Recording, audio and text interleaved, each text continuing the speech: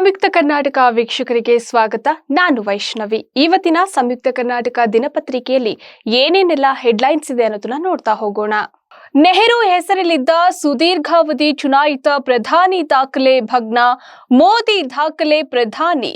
ಜವಾಹರ್ಲಾಲ್ ನೆಹರು ಚುನಾಯಿತ ಪ್ರಧಾನಿಯಾಗಿದ್ದ ಅವಧಿ 4398 ದಿನ.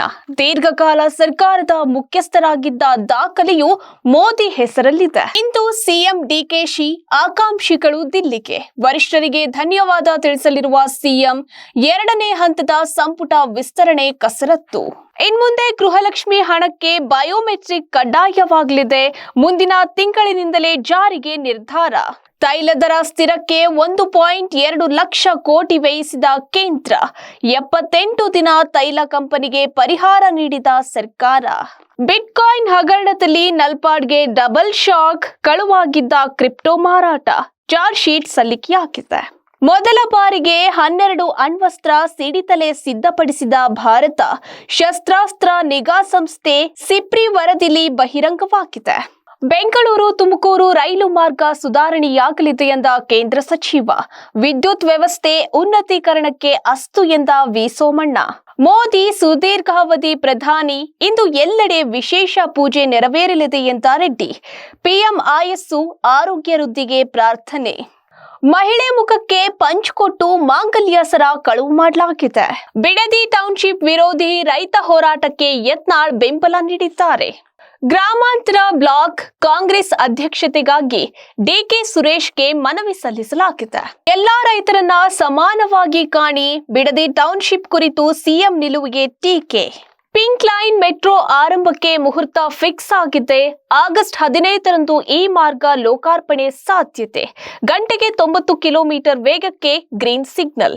ರಾಜ್ಯದಲ್ಲಿ ಹೆಚ್ಚುತ್ತಿರುವ ಏಡ್ಸ್ ಪ್ರಕರಣ. ಪುರುಷರ ನಡುವಿನ ಲೈಂಗಿಕ ಸಂಪರ್ಕವೇ ಕಾರಣ. 18ರಿಂದ 25ರ ವಯಸ್ಸಿನವರಲ್ಲೇ ಹೆಚ್ಚಳವಾಗಿದೆ. ರಾಜ್ಯಸಭೆಗೆ 4 ಅವಿರೋಧ ಆಯ್ಕೆ.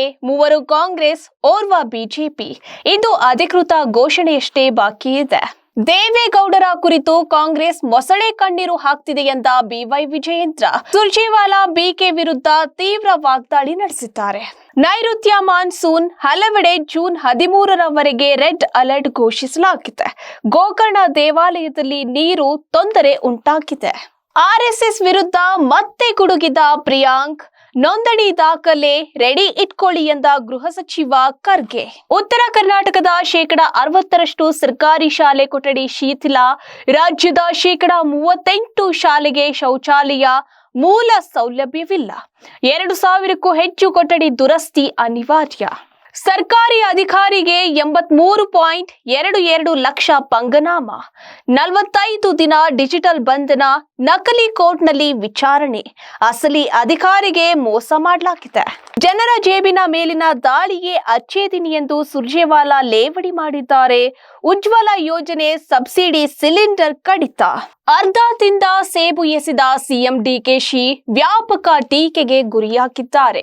ಸಹಿ ಫೋರ್ಜರಿ ಕೇಸ್ ವಿಚಾರಣೆಗಾಗಿ ಮಮತಾ ನಿವಾಸದ ಮೇಲೆ ಸಿಐಟಿ ರೇಡ್. ಅಧಿಕಾರಿಗಳಿಗೆ ಬೆಂಬಲಿಗರು ಅಡ್ಡಿ. ಹೈ ಡ್ರಾಮಾ ನಡೆದಿದೆ. ಕಾಂಗ್ರೆಸ್ ಬಿಜೆಪಿಗೆ ಸೆಡ್ಡು ಹೊಡೆಯಲು ಹೊಸ ಒಕ್ಕೂಟ ರಚನೆಗೆ ಸ್ಟಾಲಿನ್ ಪ್ಲಾನ್ ಮಾಡಿದ್ದಾರಾ?